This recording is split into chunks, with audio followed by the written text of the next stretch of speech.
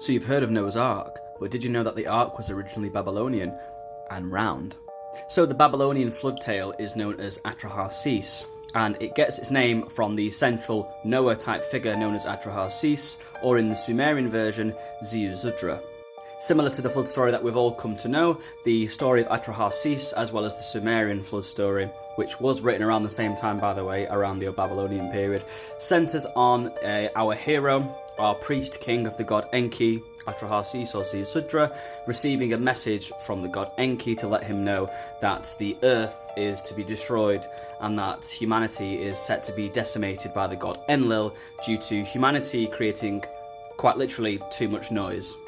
And thanks to this tablet here, which was translated by Irving Finkel, the curator at the British Museum, we now have the specifications of how to build this circular ark. Now, the ark itself is essentially a giant coracle, which was a boat that was used all throughout ancient Mesopotamia up until the 1900s in modern-day Iraq as well, to essentially travel up and down the Tigris and Euphrates rivers. Now, these coracles were essentially put together from a mix of reeds and sealed with a waterproof bitumen, and it was the big version, the ark version, was sturdy enough to take on Atrahasis, his family, and of course the animals too.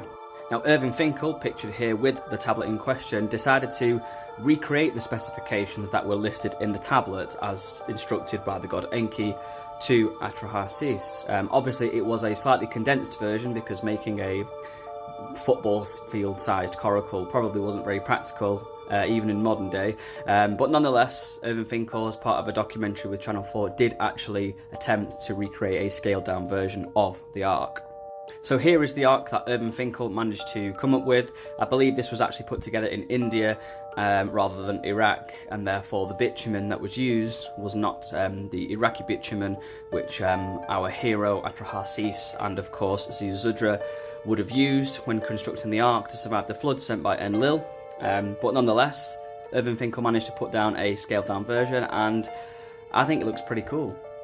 So let me leave you with a quote from this tablet itself, from Irving Finkel's book, The Ark Before Noah. Wall, wall, read wall, read wall. Atrahasis, pay heed to my advice, that you may live forever. Destroy your house, build a boat, spurn property, and save life. Draw out the boat that you will make on a circular plan.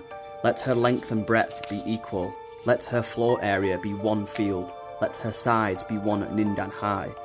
You saw canoe ropes and ashly rushes for a coracle before. Thank you so much for watching. If you'd like to do a deep dive on this topic, I do recommend you pick up Irving Finkel's book, The Ark Before Noah. So until next time, thank you so much for watching, and I'll see you in the next video.